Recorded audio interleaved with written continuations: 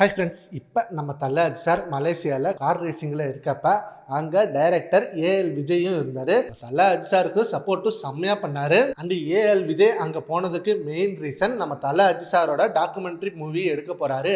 அதனால் அவரை பற்றி ஃபுல்லாக அப்சர்வ் பண்ணணும். அண்டு ரேசிங்கில் நம்ம தல சார் எப்படிலாம் மூவ் பண்ணுறாரு அப்படின்ற விஷயத்தை தெரிஞ்சுக்கணுன்றதுக்காக தான் ஏஎல் விஜய் அங்கே போயிருக்காரு அப்படின்னு இந்த நியூஸ் சோஷியல் மீடியாவில் செம்ம வைரலாக போயிட்டு இருக்கு. அண்ட் இன்னொரு சைடு F1 மூவி படத்தை தமிழில் எடுக்க போகிறதா முன்னர்லேருந்தே ஒரு நியூஸ் போயிட்டு இருந்து. அண்ட் அந்த படத்தில் தல சாரை நீங்கள் நடிப்பீங்களான்னு கேட்டதுக்கு ஏன் நடிக்க மாட்டேன், கண்டிப்பாக நடிப்பான், அது ஒரு சான்ஸ் கிடைச்சா கண்டிப்பாக அதை பண்ணுவான் அப்படின்னு சொல்லியிருந்தாரு. இப்போ F1 படத்தோட ரீமேக் மூவி எடுக்கிறதுக்காக தான் ஏஎல் விஜய் அங்கே போயிட்டு நம்ம தல சாரோட மூவ்மெண்ட்டை அங்கே அப்சர்வ் பண்ணுறாரு அப்படின்ற நியூஸும் வந்திருக்கு.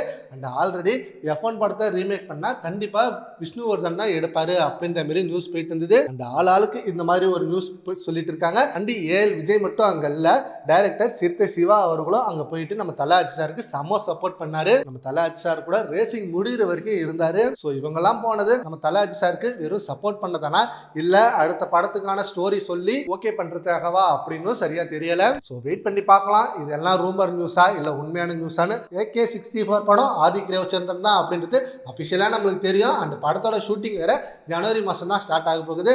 அது வரைக்கும் நம்ம தல சார் ரேசிங்ல இருப்பாரு. ரேசிங் முடிச்சுட்டு அண்ட் நெக்ஸ்ட் 6 மந்த்துக்கு AK-64 படத்தை தரமான சம்பவமா மாத்துவாரு. சரி, okay friends, in case A L Vijay நம்ம தல சாரோட டாக்குமெண்ட்ரி மூவி எடுக்கிறதா இருந்தால் உங்க ஒப்பீனியனை நம்ம கமெண்ட் பாக்ஸ்ல கமெண்ட் பண்ணுங்க. Thank you friends.